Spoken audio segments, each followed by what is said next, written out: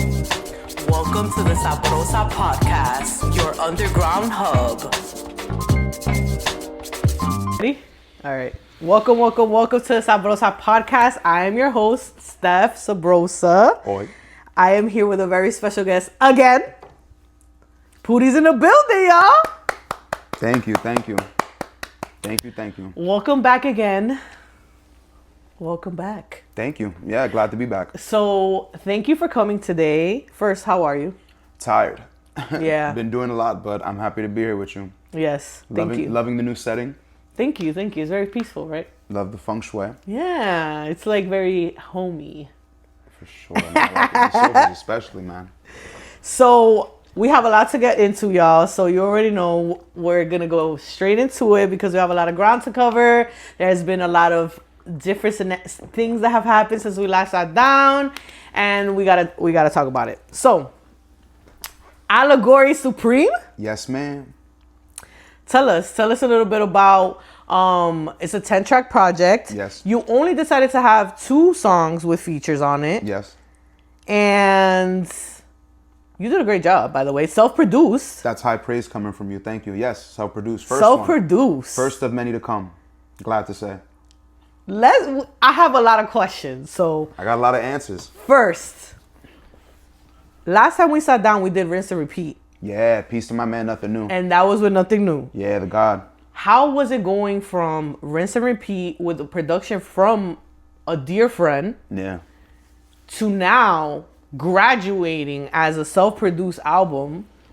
10 tracks, but still, you did it. You produced all the tracks on it. Yeah. And then you also rapped on it. So how was that transition for you? It was pretty seamless, to be honest, because while we were making Rinse and Repeat, I was making some of the beats that ended up on this project. Mm-hmm. And Nothing New was kind enough to grant a whole bunch of insight. You know, he was, he made himself readily available when I had questions on how to do certain things, on mixing, mastering, just a whole bunch of different questions. He was definitely pivotal. So thanks to Nothing New for, being that guy that I could talk to whenever I had a question on the production side. But it was, it was pretty seamless. I feel like everything that I've been doing led up to this. So I was completely willing and comfortable and excited to do something where I'm writing it, I'm producing it, and I designed everything that you see in front of you right now. So yeah. So guys, now available? Yes. Guys, you guys can get the merch, which this is very well done. This is not like polyester. This is like cotton. Yeah, boy. Okay, so the good cottons. No expense was spared. No expense was spared. You guys can get this now in your link, right? Link in link Instagram. In bio, www.pootie.work. You already know. We on it. So you guys can get that. And what has changed for you mentally since our last conversation? I think my bandwidth, my ability to, handle what I handle. I have more responsibilities now. There's more to be lost now. But also I'm excited, like me having more to lose doesn't make me fearful to move forward and get more to gain because there's always something to do. So I'm excited that this is going as well as it's going. The reception has been, outstanding. People are really liking the physicals. People are liking the sound. So I'm just going to keep chipping away. And you're also very busy. You just came from a Philly show yesterday? Just came from Philly. Philly was really good. Peace to my man Bub Solution, Mikey Big Breakfast, Crate Diggers. The Marquee, they were really, really cool out there, man. If y'all ain't doing no shows in Philly, you fucking up. You got to get out to Philly. I feel like it is in our network. It is like the tri-state area. Yeah, we were in Jersey and we was like, damn, like, did I put the wrong address? Because when we got towards the edge of Jersey, it was like just 10 minutes away. But yeah, man. Philly, it's right there. I love it. I love Philly. I feel like they got good food. Besides the cheesesteaks, obviously. No, yeah. If you're going to be a Philly, you got to get a cheesesteak. But they do have good food. We went to a spot that they sold ramen and tacos. And what? Yeah, and everything was good. Damn, ramen and tacos. I didn't think about to get that in Philly. Yeah.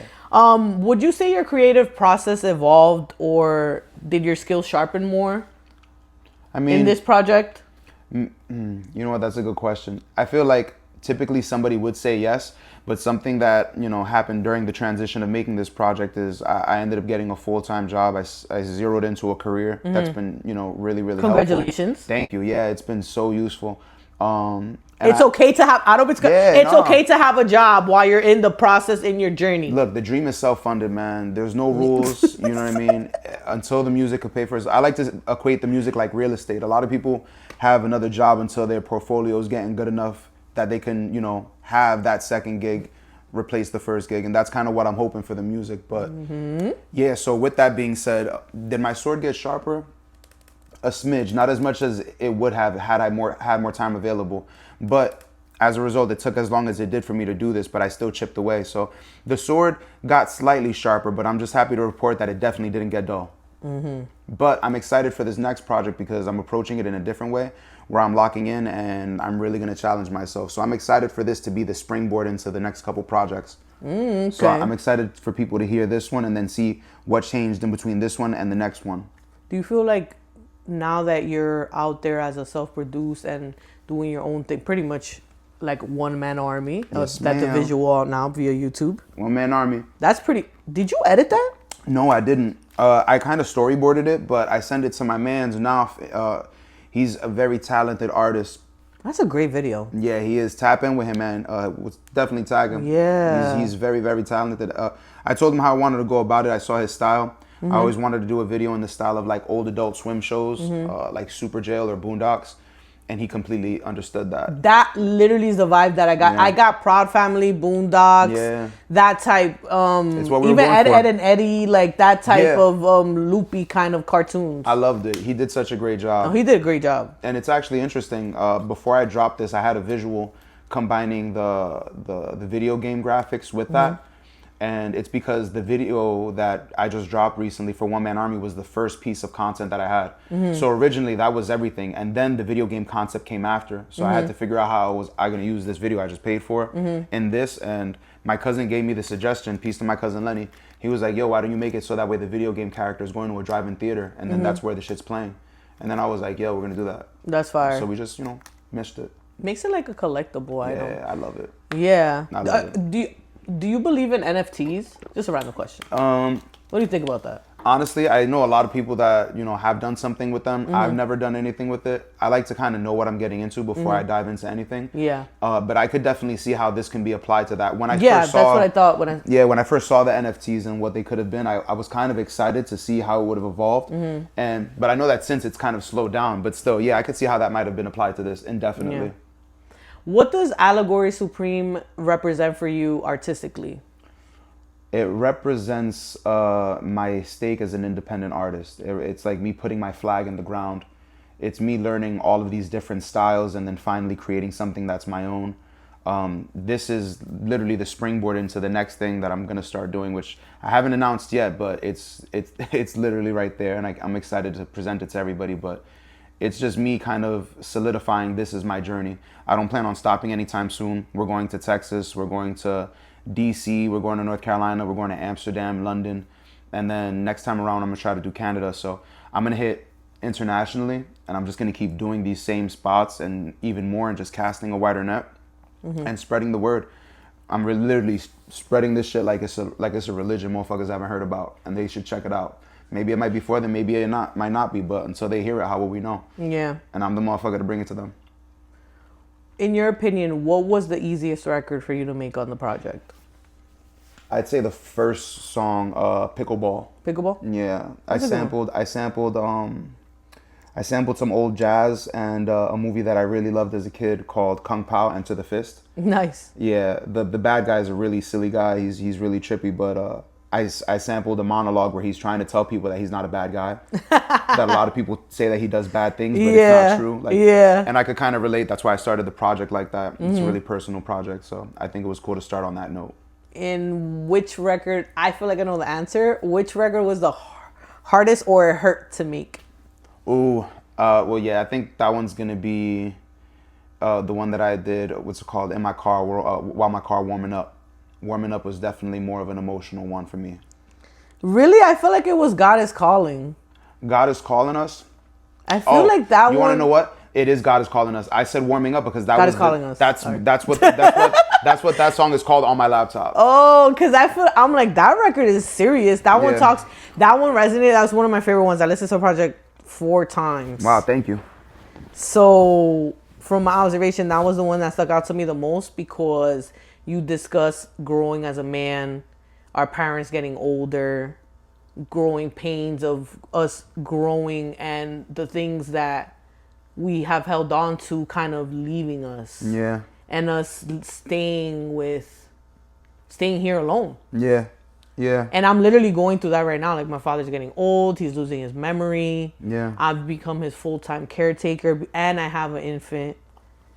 I commend you, man. That takes some strength. That's not easy, but that's why I'm glad that, you know, songs able to resonate, especially with people like you going through real situations. I feel like as artists, we have a responsibility to touch on these concepts. It's cool to also touch on, you know, what we would like to happen and aspirational things. Right. I do believe in manifestation, but I also feel like, you know, if we have a platform and if people are going to listen, we might as well let them know that we're human too, you know what I mean? And we're going through it too. And touching on timeless subjects like that, you know what I mean? Like a coming of age, or, you know, seeing the next generation go into their, you know, their next phase of life. Yeah. And what that means for us, you know what I mean? It's bugged out. And ironically enough, I wrote that song while I was in my car, like it says, you know, I was tearing up.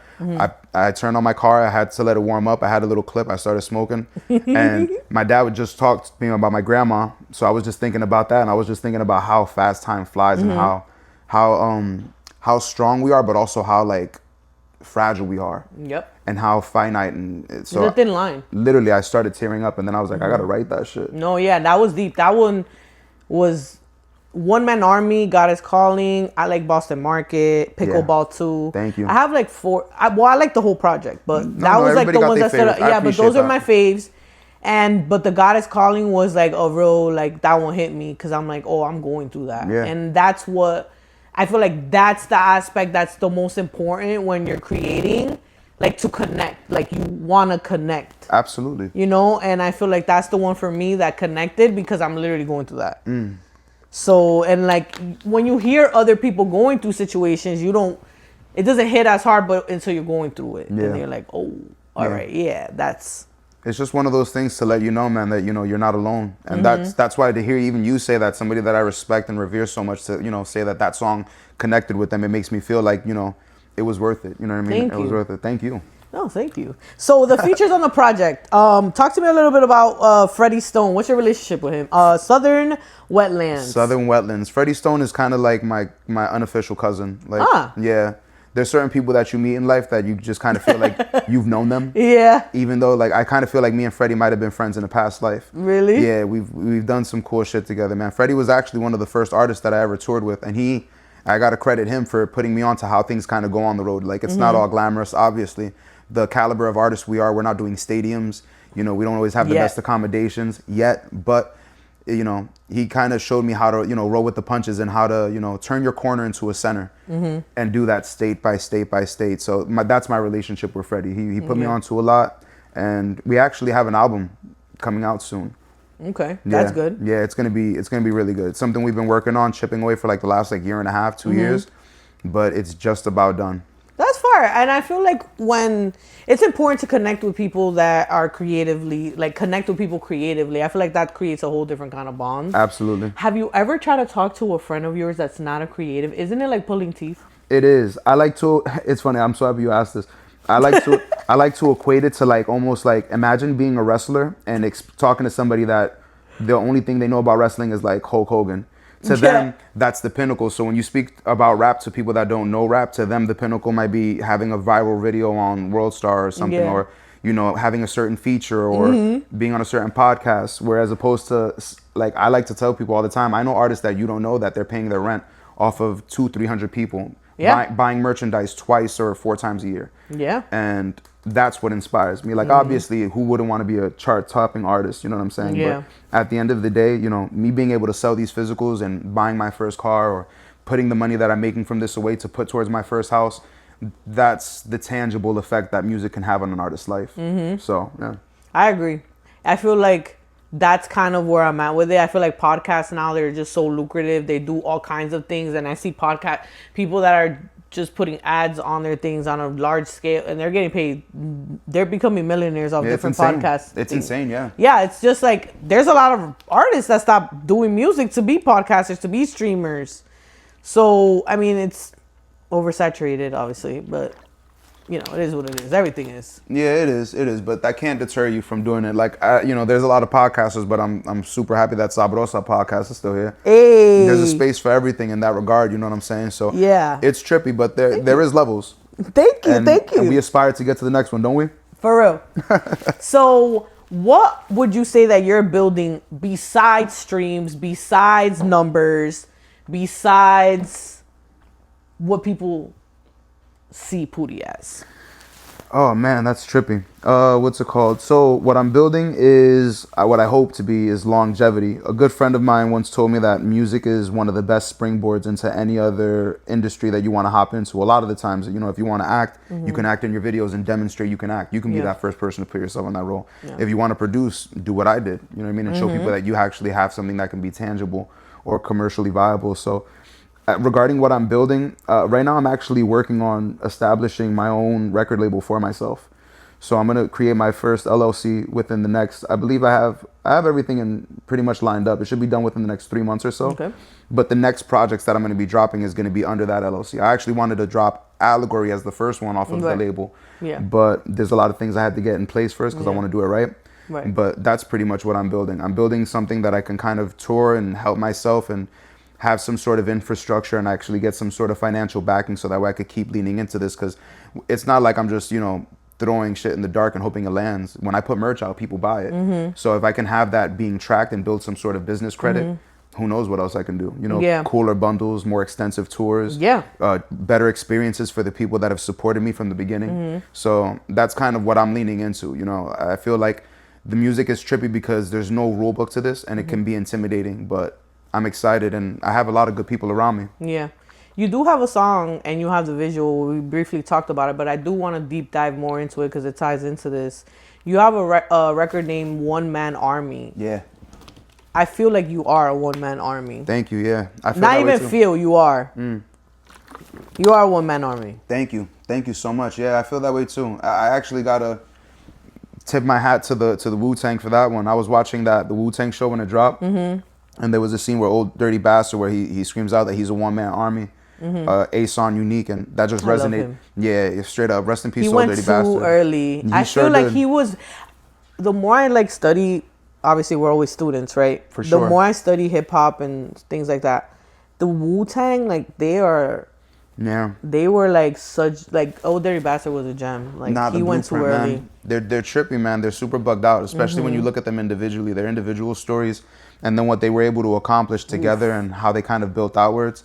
I kind of equate the Wu-Tang almost like the Avengers, where everybody got their own solo movie and then came together for Avengers 1, then solo movie, then Avengers 2. And honestly, if you're with a group of people, that's the way to do it. You know, once upon a time I was trying to do the same thing, but they're the template in that regard. But to double back, that scene is what made me have that one-man army phrase in my head. And when I wrote that song, I made the beat first, and then I was like, damn, like this shit sounds insane. And I was freestyling to that beat for like 2 days. Not straight, of course, but for 2 days I was just, you know, smoking like and freestyling. Yeah, like whenever I would be in the car. Exactly. And then I was just like, that one-man army bar came on. I was like, I got to go home and record this. Nah, I was fire. Like, when I saw the visual, probably gave you like 20 views because I kept watching it again. Thank you. And I was just like, whoa, like this is fire. I'm like, I have to ask him if he edited this or whatever. Cause I wish, man. I'm just like, yo, this is fire. Like just the concept, even that concept alone is very interesting. And I feel like you are a one-man army, and I feel like you should get your flowers. So I'm giving you your flowers because it's not easy to do everything by yourself and do your own rollouts and get your own concepts and self-produce and record. Did you record yourself too? Yeah. You see? Yeah, I recorded everything. We got to be cost effective, man. At the end of the day, for real. The dream is self-funded. The dream is self-funded. A dollar saved is a dollar earned. I agree. So on our last show, I had asked you if there was some advice that you could give to your younger self, what would it be? Now, I'm going to spin it. And if there was some advice you can give to your future self, what would it be? Damn, I don't know. As corny as that is. I think what I would tell my future self is, I can't really give advice to somebody that already, you know, lived what I'm going through. I guess I could just give a message in response. Give a message. I'd say I hope you're still you, and I hope you're happy. Hope you're happy is a big one. Yeah, that's a trippy one. It's like the end of a script. Yeah, because happiness is really important, and make sure it's your happiness. Super. And that's bugged out. I'm gonna be driving home like, damn, what else should I tell my future self? Yeah. Gotta think about it. All right. So there's another collaboration that you had on the project. Yes. Back to the Allegory Supreme, which is Boston Market. You have 070 Phi and Khi Bohiti on there. Yes, my guys. Why was this the right record to bring them together for? Honestly, it just happened. And I was lucky enough that they were gracious to let me have that, because I thought that was going to be an 070 Phi track. We were in Boston. We drove him out there to go to iHeartRadio. And Phi, Khi actually met us out there, because Khi was coming back from Puerto Rico, I think. So he touched down there and we picked him up. So it was really interesting. And after the iHeartRadio interview, we ended up at somebody's studio, and I was playing some beats that I had, and that beat came up and everybody liked it. So we just started writing to it, and we got all that in that day. We actually even shot a video to that same song that same day, because there was a videographer with us. Obviously, I didn't end up using it, but we were on it. Would you say that the song came together when all of you were together, or did they come on after? No, we were literally all in Boston. We went to the iHeartRadio. Oh, so you guys did it together? Yeah, we did it all together. Then we went and got some food. Then we went to the studio. And when we were at the studio, we were going through a couple beats. Nothing was sticking. And then when I played that beat, we all just started writing to it. And then we just started recording. I think I knocked it out first. Then Khi got his verse in. And then Phi got his verse in. And then literally after that, we smoked a little bit. And we just tried to shoot a little video. Just trying to move with the same energy in the night. But... So is it going to be visuals coming for Boston Market? I'm thinking about it. I'm not going to use the visuals that we got in Boston, but I was honestly thinking about reaching out to the fellas and getting that in. So I think you should. Yeah. I think that'd be good. Let me know in the comments if you guys think we should do a video to Boston Market. Make sure you guys put in the comments so they could do it. Okay, and you guys better watch it once they do. Straight up. Okay, thank you very much. What's the overall message that you want your listeners, supporters, day ones, day zeros, whatever, anyone that supports Pootie to leave with after they listen to Allegory Supreme? I guess I want them to know that this is probably what's going to be coming, like, from now on. I really, really had a lot of fun producing this. There's a lot of introspective things on the project. If you know me, then you know that these things are real to me, things that are actually happening in my life, and things that I take inspiration from. If you don't know me, I hope you can relate to it the same way you really liked God Calling Us. I honestly feel there's a little bit of something for everybody on the project, but ultimately, I want people to understand that this is literally a springboard, and I'm excited to show them what else I could do production-wise, content-wise, merchandise-wise. Everything's just kind of getting more and more ingrained, whereas before I had Nothing New's help, who, shout out to Nothing New. He taught me a whole bunch of things that, I even applied into this rollout, but it's just that thing where you work with people, you learn from them, you take a page out of their book, and it just makes your book slightly more well-rounded. Yeah. And just keep chipping away. That's the best teacher experience, and I feel like it's important for us, especially as creatives and people that are always students, to be around people that are willing to teach. Absolutely. The give and take, because sometimes people, if they help you, they get mad that they helped you, or that you did something else with their same information that they had, or somehow you took something from them, or whatever. But people kind of reveal themselves in that regard, and that's why those situations never last long. As opposed to when you're dealing with people that don't operate with a mentality of quid pro quo. More things are done, as they say. If you want to go fast, go alone. If you want to go further, go together. I agree. So, no harm, no foul. Anybody does what they do, they reveal themselves and we move accordingly. Yeah, I agree. So would you say that everything coming from you from now on will be self-produced? No, not everything. But, now that I have this tool in my pocket, it's definitely something that'll be there. Before I used to always just, link up with one producer, flush out a whole body of work. Then I would come up with the merchandise and put it out. Now I'll be more willing to kind of maybe even collaborate with the producer, where I'll handle the drums and something else, and they can handle the samples and the instrumentals and stuff, and have it really be a collaborative effort, or maybe none of that. Like, that's the kind of cool thing about it, where there's no rules. But I think this is something that might definitely happen, like, annually. I might have like an annual self-produced project, and then the rest of the things for the year might be other collaborations with other producers, so that way I can still keep my pen sharp. So, talking about other producers, would other producers and other artists be something that you would be of interest once you get this label off of the ground? Yeah, so I mean, eventually. For now, the label is going to be, you know, for me, by me.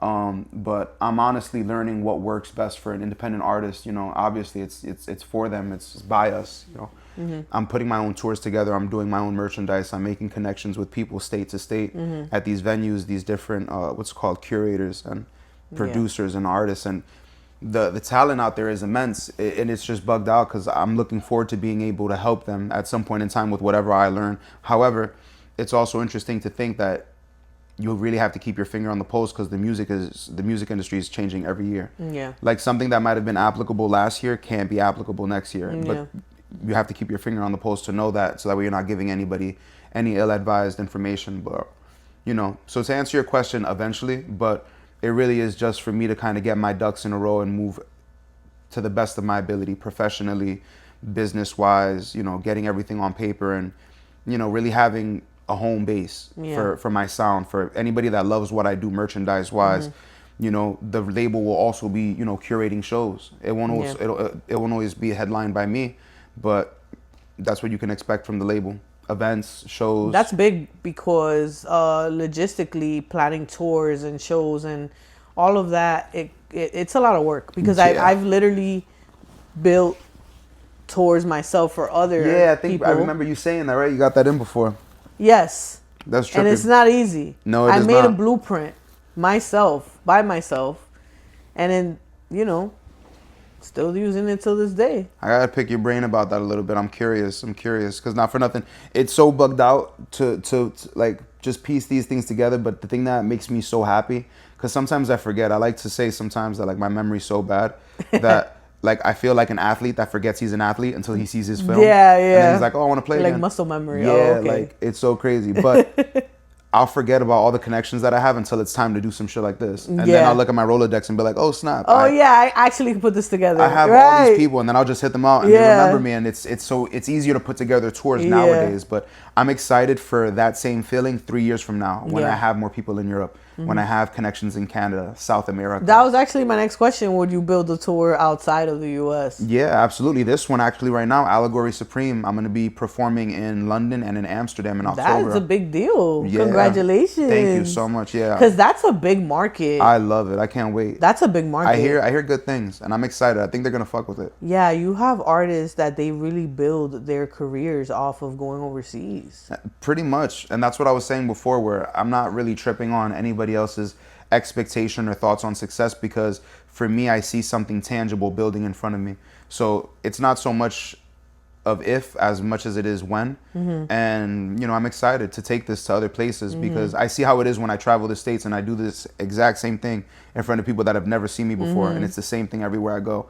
So I'm excited to just, you know, keep building that, keep turning this corner into a center. This is exciting. I'm excited. I feel like we've both evolved so much because the last time we sat down, I wasn't a mom and Congratulations, I'm a mom. Congratulations. So I feel like thank you. And I feel like you've also evolved so much. And I feel like it hasn't even been that long.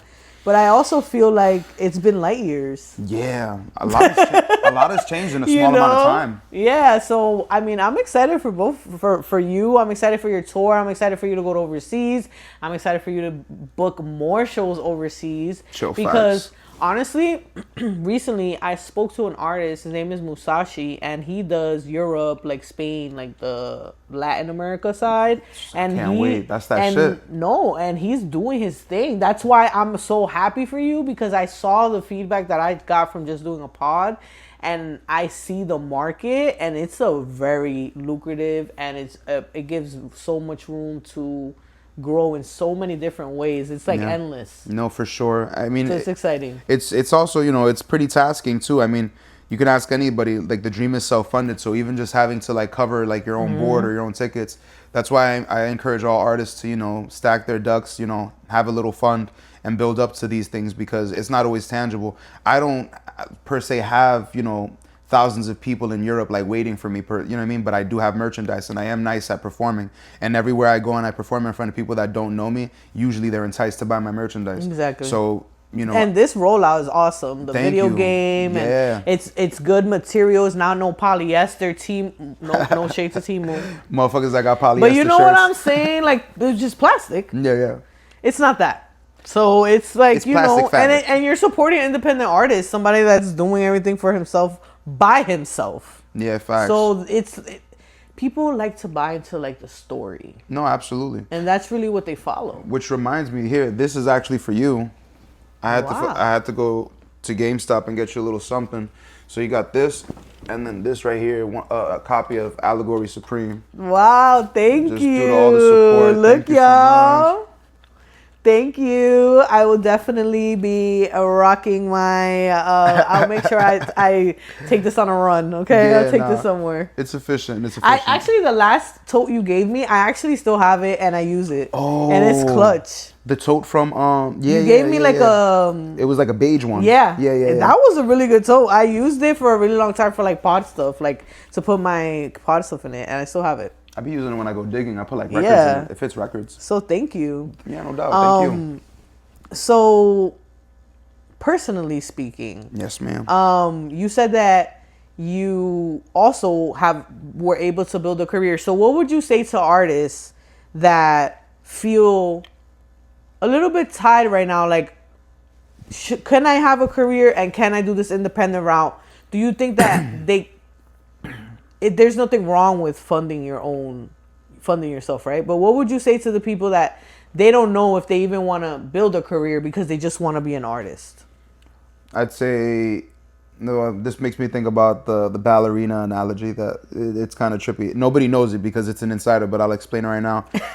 So the ballerina analogy is something that I came up with a couple years ago to explain the same phenomenon to a friend of mine that's also an artist, where I told him sometimes it feels like a ballerina that wants to dance so bad that you go and you see what you have to do to dance. And then when you go out there, you realize you have to get the ballerina shoes, you have to get the tutu, you have to learn the choreography. Let's say you have to book the stadium, you have to make the tickets, you have to get the music going. And there's a lot of ballerinas that once they hear all that, they're not willing to do it. And then there's other ballerinas that want to dance so bad that they figure all of that stuff out.